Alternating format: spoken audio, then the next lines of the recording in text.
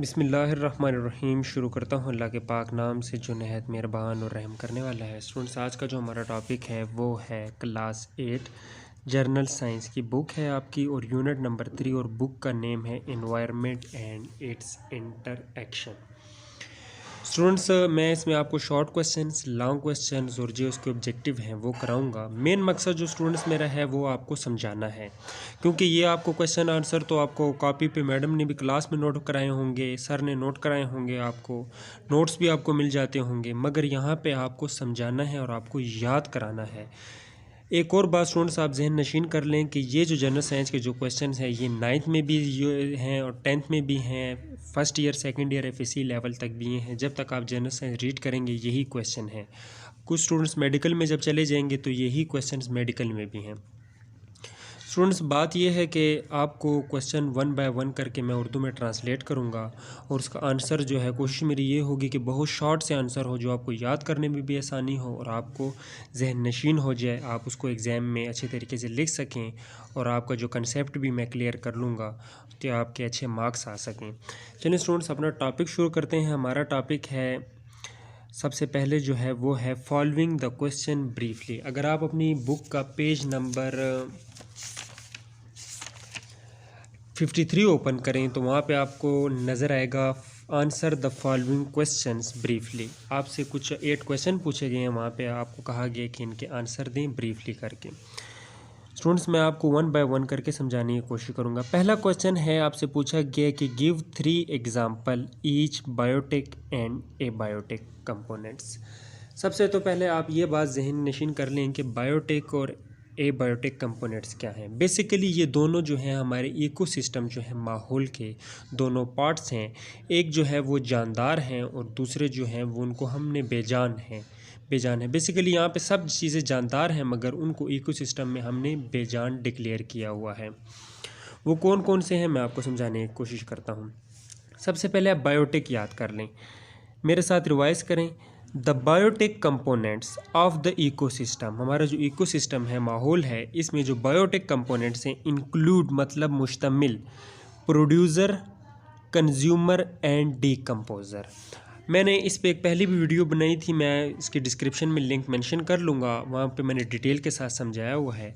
देखिए, प्रोड्यूसर क्या है। प्रोड्यूसर वो हैं जो पैदा करने वाले हैं, ख़ुद पैदा करते हैं, जिनमें प्लांट्स आते हैं, ये क्योंकि ख़ुद जो है अपनी खुराक जो है पैदा करते हैं। कंज्यूमर कौन से हैं स्टूडेंट्स, जो अपनी खुराक पैदा ख़ुद नहीं कर सकते, जो प्लांट्स पे इन्हिसार करते हैं या किसी और पे इन्हिसार करें, उनको हम कंज्यूमर कहते हैं। इनमें 2 किस्म के आते हैं कि हर्बीवोरस आता है, दूसरा कार्निवोरस आता है। हर्बीवोरस वो हैं जो ये अपना फल पौधे वगैरह खाएं, और जो कार्निवोरस वो हैं जो स्टूडेंट्स अपने गोश्त वगैरह खाएं।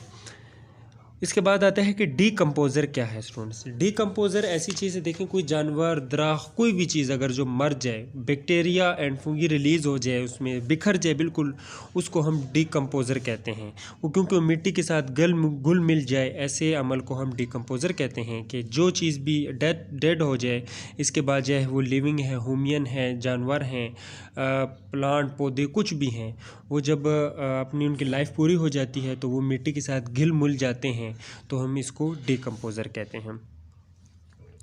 एक बार फिर रिवाइज कर लें मेरे साथ। The biotic components of the ecosystem include producer, consumer and decomposer. उम्मीद करता हूँ कि ये आपको याद हो चुका होगा। अब एबायोटिक करते हैं स्टूडेंट्स। एबायोटिक क्या है। सबसे पहले तो आपने जब एबायोटिक लिखना है, उसके बाद आप हेडिंग डालें क्वेश्चन में, इसके बहुत अच्छे मार्क्स मिलेंगे आपको। These are non living parts of the environment. ये हमारे जो है माहौल के बेजान पार्ट्स हैं, बेजान हिस्से हैं। अब वो कौन कौन से हैं मैं आपको बता देता हूँ कि इसको हमने बेजान डिक्लेयर किया हुआ है।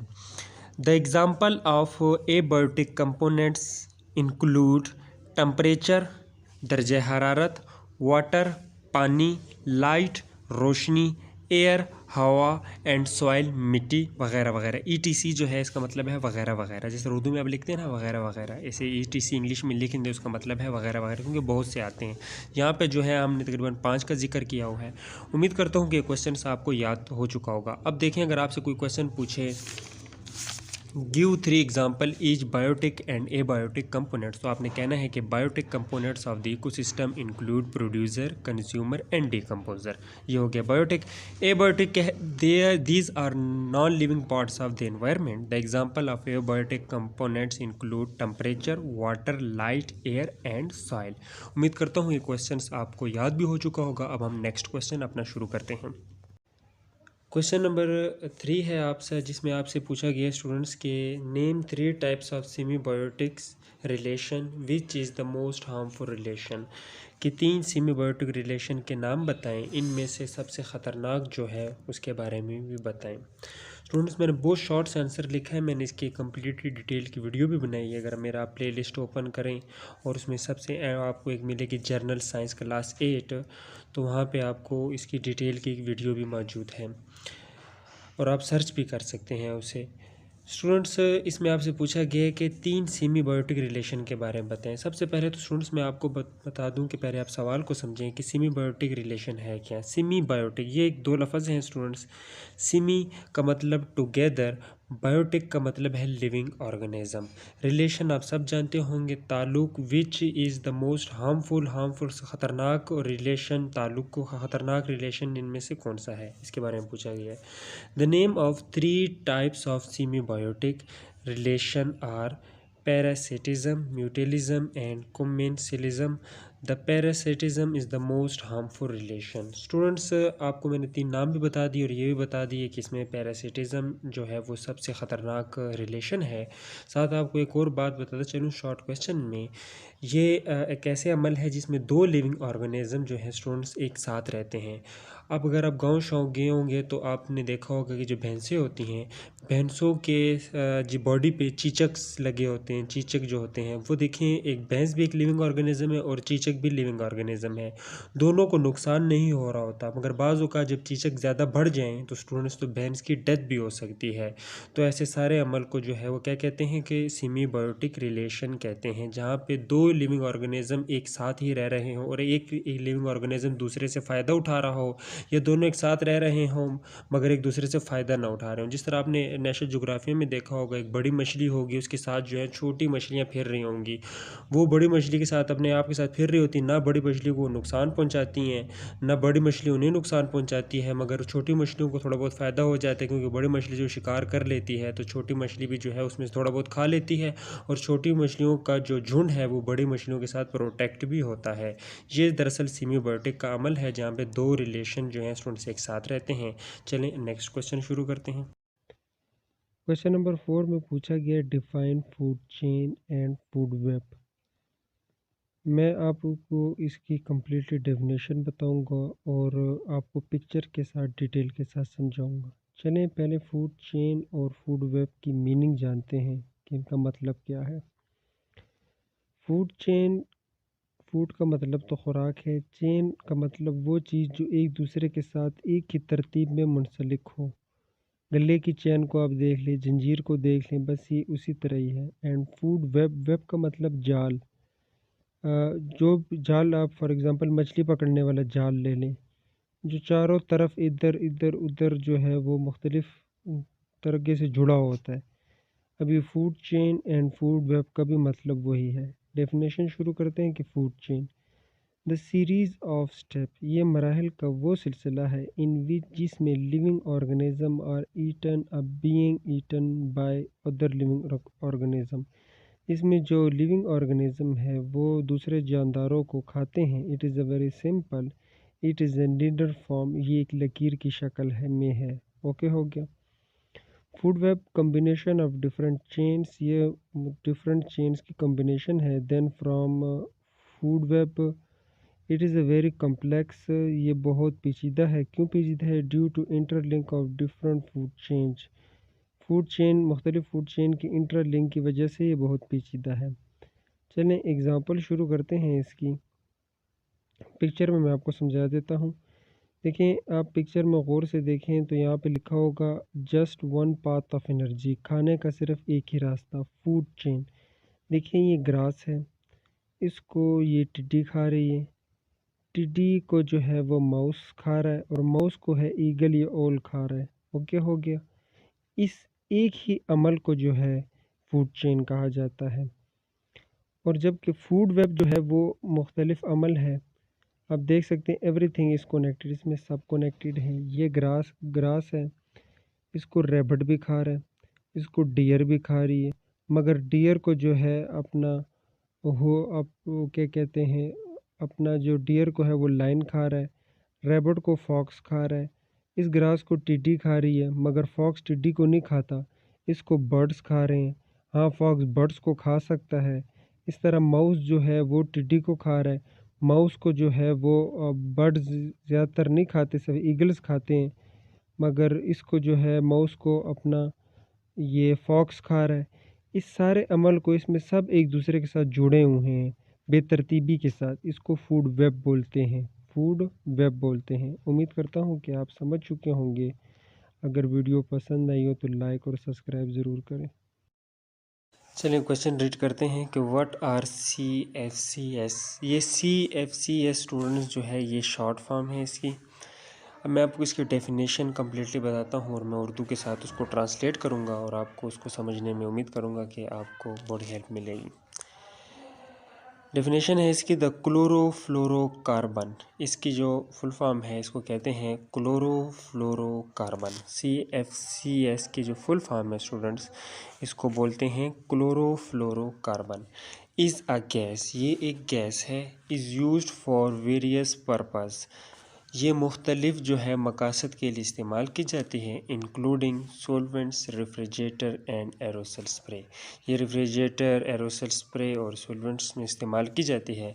They are organic chemical and contain carbon, chlorine and fluorine. ये कार्बन केमिकल है जो chlorine, fluorine, hydrogen, carbon, hydrogen पर मुश्तमिल है। These chemical are harmful to ozone layer in the earth atmosphere। ये जो गैस है, ये जो हमारी फ़िज़ा का जो एटमॉस्फेयर है, जिसको ओजोन लेयर है, उसके लिए बहुत ख़तरनाक है।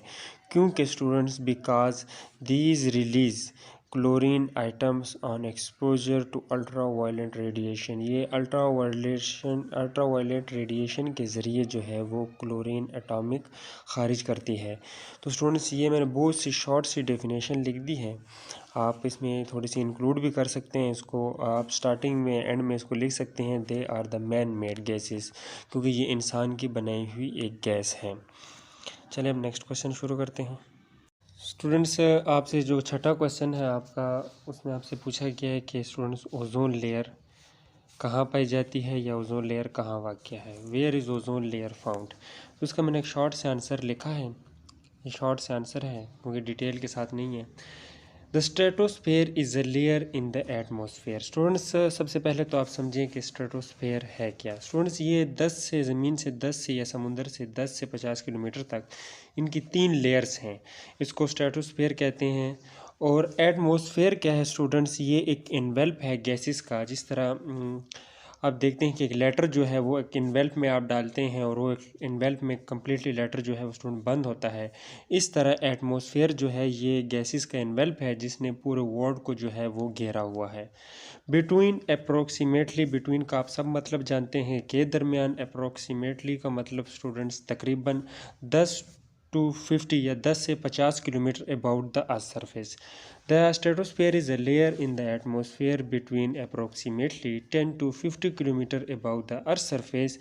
This stratospheric layer is generally known as ozone layer. इस स्ट्रेटोस्फेयर को आम तौर पर हम ओजोन लेयर के नाम से जानते हैं। ये आपका शॉर्ट आंसर है, ये आप याद भी कर सकते हैं और अपनी कॉपी पे नोट भी कर सकते हैं। पहला क्वेश्चन स्टडी करते हैं। पहला क्वेश्चन है name the 3 acids form with the combination of vapours with polluted air.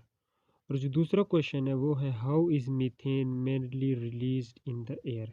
चलिए क्वेश्चन नंबर 7 करते हैं। Name 3 acid form with the combination of vapours with polluted air. आलूदा हवा के बुखारात के मिलाप, कॉम्बिनेशन जो है मिलाप को कहते हैं, से बनने वाले 3 तेज़ाब के नाम बताएं। पहले नंबर पे है सल्फ्यूरिक एसिड, दूसरे नंबर पे है नाइट्रोजन एसिड और तीसरे नंबर पे है कार्बोनिक एसिड। अब ये सल्फ्यूरिक एसिड की डेफिनेशन पढ़ते हैं, ये किस तरह हवा में शामिल हो और ये किस तरह बनता है। जब सल्फ्यूरिक डाइऑक्साइड कंबाइंड्स विद वेपर, जब सल्फ्यूरिक डाइऑक्साइड जो है वो वेपर बुखारात के साथ मिलता है, इट प्रोड्यूस सल्फ्यूरिक एसिड, तो इससे जो है वो सल्फ्यूरिक एसिड बनता है। इस तरह नाइट्रोजन एसिड है, इसकी डेफिनेशन है when nitrogen oxide combines with vapour, जब नाइट्रोजन ऑक्साइड जो है वो वेपर्स बुखारात के साथ मिलते हैं तो इट प्रोड्यूस नाइट्रिक एसिड, तो इससे नाइट्रिक एसिड बनता है। कार्बोनिक एसिड व्हेन CO2, जब बात करें कार्बन की के कार्बन डाइऑक्साइड कार्बन की बात कर रहे हैं, when carbon react with vapour, जब कार्बन जो है वो रिएक्ट करता है वेपर के साथ तो it form the carbon dioxide, तो ये जो है वो इससे कार्बनिक एसिड बन जाता है। इस तरह क्वेश्चन नंबर 8 शुरू करते हैं। How is methane mainly release in the air, methane बुनियादी तौर पर हवा में कैसे खारिज होती है, ये क्वेश्चन का उर्दू ट्रांसलेशन है। How is methane mainly release in the air. Answer है ह्यूमन एक्टिविटीज़, इंसानी सरगर्मियाँ। एक्टिविटीज़ का मतलब है इंसानी सरगर्मियाँ। डेट प्रोड्यूस मीथेन, जो मीथेन पैदा करती हैं, इंक्लूड फॉसल फ्यूल प्रोडक्शन, इसमें फॉसल फ्यूल प्रोडक्शन है। लाइफ स्टॉक इंडस्ट्री है, लाइफ स्टॉक इंडस्ट्री उन इंडस्ट्री को कहा जाता है जो मवेशियों जानवरों की इंडस्ट्री ना, उसको लाइफ स्टॉक इंडस्ट्री कहा जाता है। एंड बायोमास बर्निंग, बायोमास जो है ये जानवरों का जो है बायो, आपने प्लांट भी देखे होंगे जहाँ से ये जो जानवरों का जो फजल मादा है इससे गैस तैयार होती है, इस गैस को भी मीथेन कहते हैं। ETC मुख्तलिफ ऐसी और चीज़ें भी हैं। These activity release significant quantity of methane to the atmosphere. Biomass के बारे में तो हमने पढ़ ली, ये सरगर्मी मीथेन की नुमाया मिकदार को फ़िज़ा में छोड़ती हैं। एक बार इसको फिर रीड कर लेते हैं, अब गौर से आपको याद भी हो जाएगा उम्मीद करता हूँ। ह्यूमन एक्टिविटीज़, इंसानी सरगर्मियाँ, डेट प्रोड्यूस मीथेन, जो मीथेन पैदा करती हैं, इसमें अब शामिल कौन कौन से, include fossil fuel production, livestock industry and the biomass burning, ठीक हो गया, ETC वगैरह वगैरह। These activities release significant quantity, ये सरगर्मी मीथेन की नुमाया, सिग्निफिकेंट जो है नुमाया, क्वांटिटी मिकदार of methane to the atmosphere, atmosphere जो है वो फ़िज़ा को कहते हैं, ये फ़िज़ा में मीथेन की जो है नुमाया मिकदार खारिज करती है। अब मीथेन बनती किस किस चीज़ से, बायोमास के जलाने से, लाइफ स्टॉक इंडस्ट्रीज से और फॉसिल फ्यूल प्रोडक्शन से, और इस तरह 3-4 एग्जांपल और भी हैं जो आप नेक्स्ट क्लास में डिटेल के साथ पढ़ेंगे। अगर वीडियो पसंद आई हो तो लाइक ज़रूर कीजिएगा। अल्लाह हाफ़िज़। चलिए स्टूडेंट्स, अब हम अपने लॉन्ग क्वेश्चन शुरू करते हैं इस चैप्टर के, चैप्टर नंबर 3 के। अगर आप अपनी बुक ओपन करें तो आपको शॉर्ट क्वेश्चन के नीचे जो है वो नज़र आ रहा होगा, explain the answer to this question in detail. अगर आपके पास बुक नहीं है तो आप यहाँ से देख सकते हैं, उम्मीद करता हूँ कि ये आपको नज़र आ रहा होगा। मैं आपको सिर्फ इसमें 2 क्वेश्चंस कराऊंगा और क्वेश्चन नंबर 4 जो है वो इसमें क्वेश्चन नंबर 3 में आपका क्लियर हो जाएगा। ये 2 क्वेश्चन मैं इसलिए करा रहा हूँ क्योंकि मैंने आपके सारे क्वेश्चन स्टडी किए हैं। ये 2 क्वेश्चन बहुत ज़्यादा इंपॉर्टेंट क्वेश्चन हैं, ये एग्ज़ाम में भी आए हैं और बहुत दफ़ा ये आ भी चुके हैं लॉन्ग क्वेश्चंस में। ये क्वेश्चन 9th में भी रिपीट हैं, ये क्वेश्चन 10th में भी रिपीट हैं और फिर FEC लेवल तक भी यही क्वेश्चन रिपीट हैं।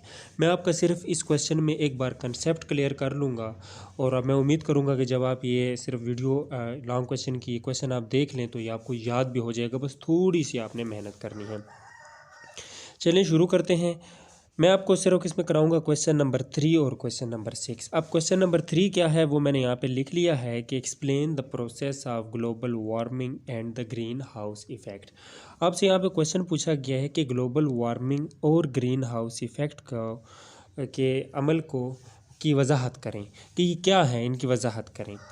अब मैंने यहाँ पे बुक से इसका आंसर नहीं लिखा, ये मैंने आंसर ख़ुद से तैयार किया है और जो है वो मेरी एक अपनी रिसर्च है। यहाँ पे बहुत शॉर्ट से आंसर है और कम्प्लीटली डिटेल के साथ है। अगर आप यही याद कर लें तो आपके एग्ज़ाम में बहुत अच्छे मार्क्स आ जाएंगे। सबसे पहले समझते हैं कि ग्लोबल वार्मिंग है क्या। मैंने यहाँ पे इसको थोड़ा सा इंट्रोड्यूस किया है एक छोटी सी डेफिनेशन में। जब भी आप ग्लोबल वार्मिंग के बारे में लिखेंगे, चाहे वो किसी लेवल पे लिखें, क्लास 6 पे लिखें, 10 पे लिखें, जिसमें भी लिखें, पेपर में लिखें या किसी को बताएं, तो आपने ये इंट्रोड्यूस बताना है कि ग्लोबल वार्मिंग, आपसे अगर कोई क्वेश्चन कर ले ग्लोबल वार्मिंग है क्या, तो आपने बताना है कि उसको ग्लोबल वार्मिंग ये है। सबसे पहले समझते हैं ग्लोबल वार्मिंग है क्या। ग्लोबल का मतलब क्या है। ग्लोबल का मतलब है अर्थ, ज़मीन, और वार्मिंग का मतलब है स्टूडेंट्स हीट। अब आप इसकी मीनिंग से समझ चुके होंगे कि ये ज़मीन की दर्जा हरारत की बात हो रही है। ग्लोबल वार्मिंग का मतलब जो है वो ज़मीन की दर्जा हरारत है।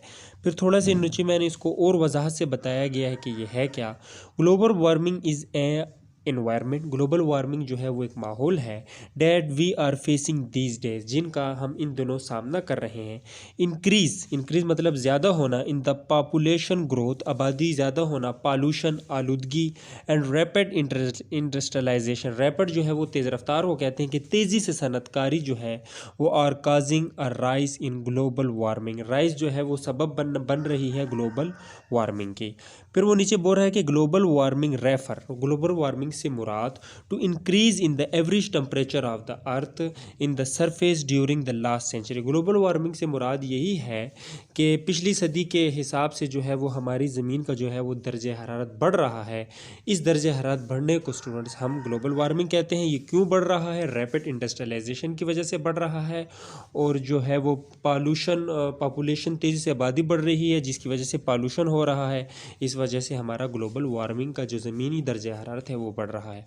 अल्लाह ताला ने ज़मीन को जो है बनाया है, एक सब कुछ इसमें मेंटेन किया है, दर्जा हरारत मेंटेन है, सब कुछ मेंटेन है।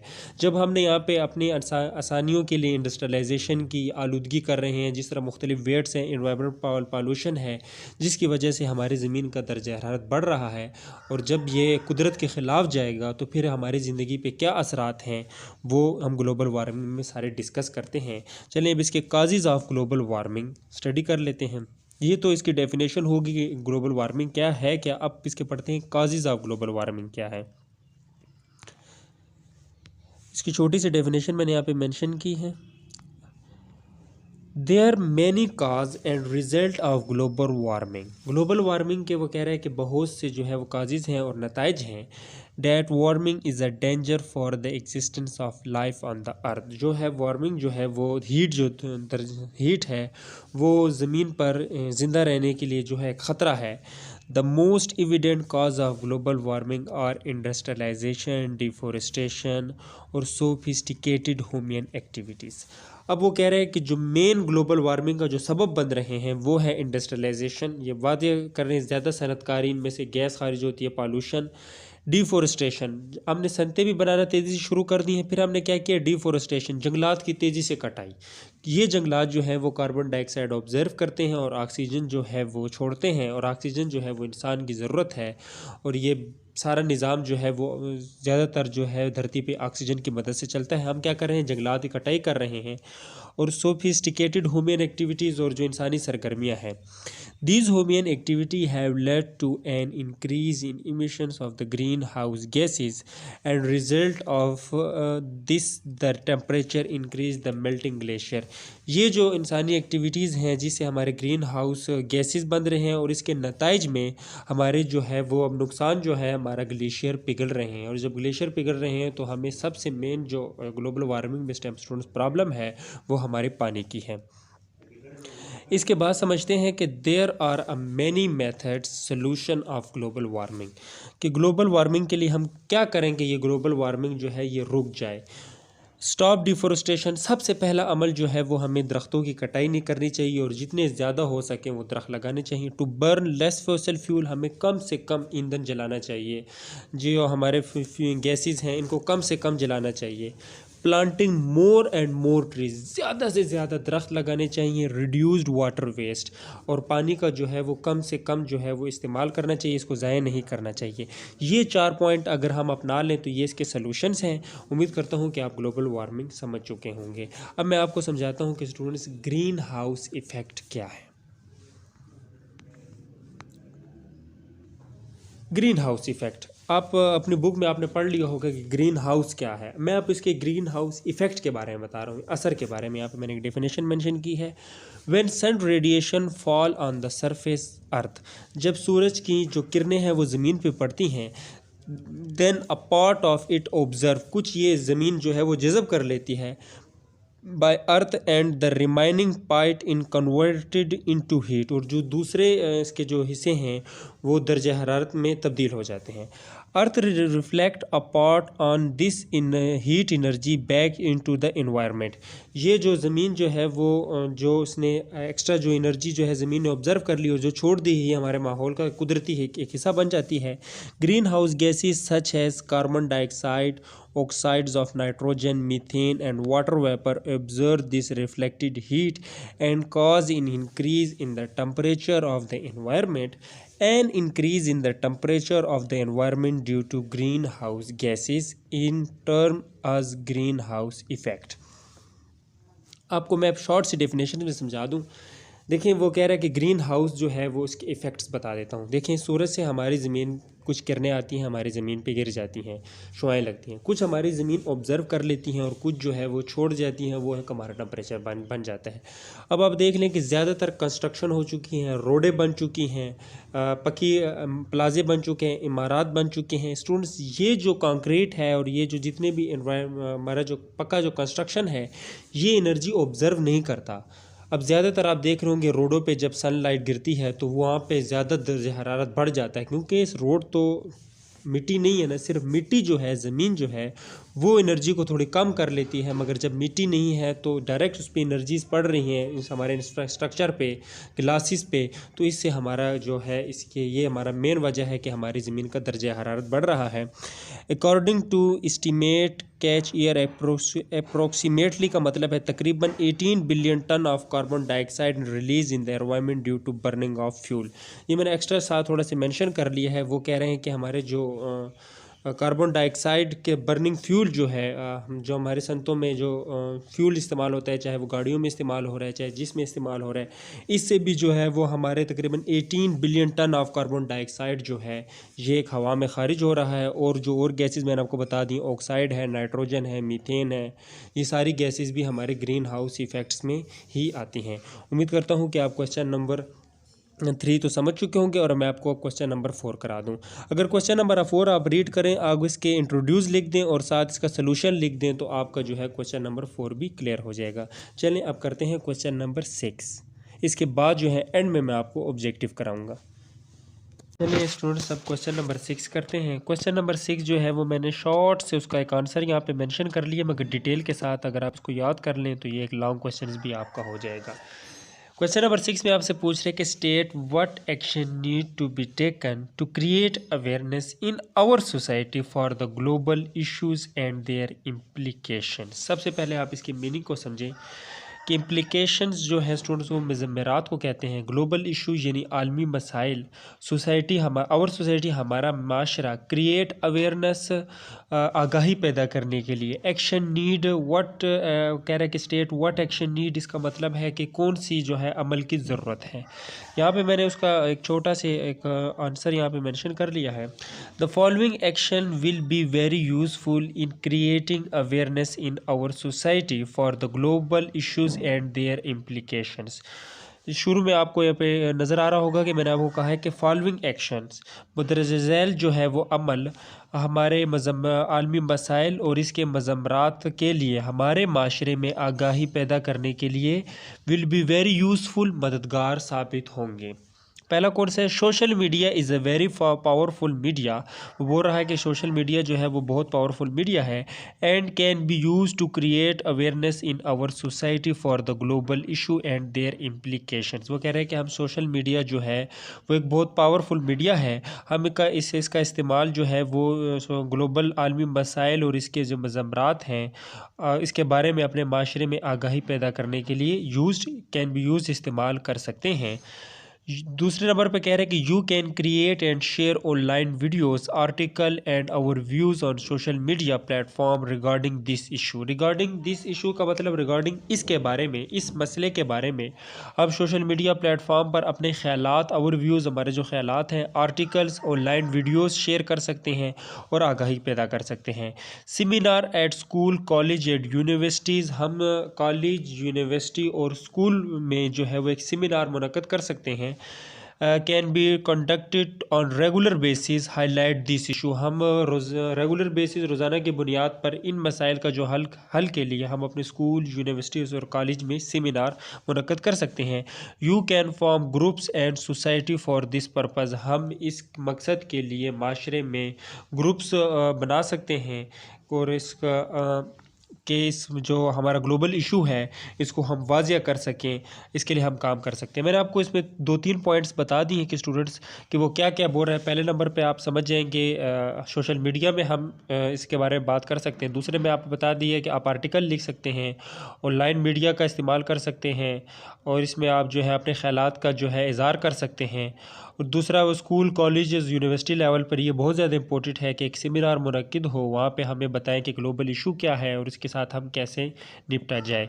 मैंने आपको क्वेश्चन नंबर 3 में बता दिया था कि इसके 4 पॉइंट्स हैं, हम अगर वो फॉलो कर लें सिर्फ वो 4 पॉइंट्स, तो स्टूडेंट्स हम इस ग्लोबल वार्मिंग से बच सकते हैं और हमारे आने वाले फ्यूचर भी बच सकती है।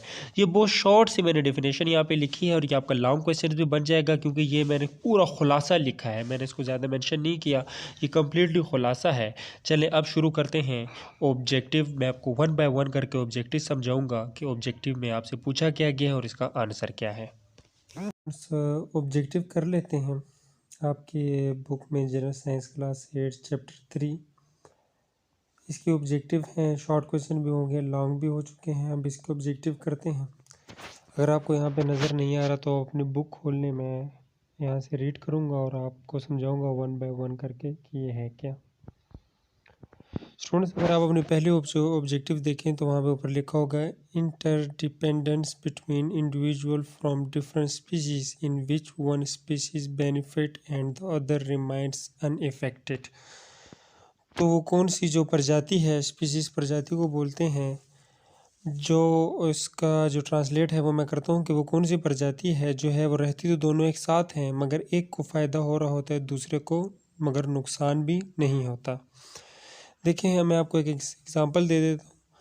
अपने बहन्स को छोड़ें, आप सिर्फ ये देख लें, एक समुंदर में आपने देखा होगा कि बड़ी मछली फिर रही होगी, उसके साथ साथ जो है वो छोटी मछलियाँ बिल्कुल साथ साथ उसके साथ फिर रही होंगी। वो छोटी मछलियाँ जो हैं वो इस बड़ी मछली के साथ अपने आप को प्रोटेक्ट करती हैं। ये वही प्रजाति है, इसको बोलते हैं, आपका जो आंसर है इसमें ए है, कॉमेंसलिज्म। ये वो प्रजाति है जिसमें एक को तो फ़ायदा हो रहा है मगर दूसरे को नुकसान भी नहीं हो रहा। बड़ी मछली को कोई नुकसान नहीं होता मगर छोटी मछलियों को ये फ़ायदा हो रहा है कि तो उनको प्रोटेक्शन मिल जाती है।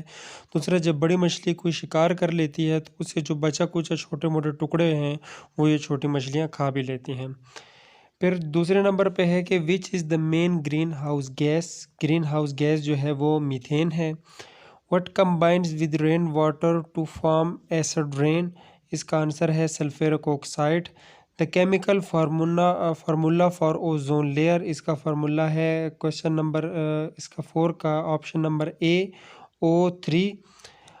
Ozone depression create a free way for the, इसको कौन सी लेयर्स बोलते हैं, इसको अल्ट्रा वायलेट रेज बोलते हैं। इसका पहला आंसर है ए। और क्लोरोफ्लोरोकार्बन जो गैस है are not present in detergents. ये एरोसल स्प्रे में भी है, रेफ्रिजरेटर में भी है, एयर कंडीशनर में भी है, सिर्फ डिटर्जेंट्स में नहीं है। 7 पे है the burning fossil fuel contribute to all the following except one. इसका आंसर है डी, ओजोन डिप्लेशंस। और क्वेश्चन नंबर 8 पे है which of the following does not contribute to the greenhouse effect. वो है नाइट्रोजन।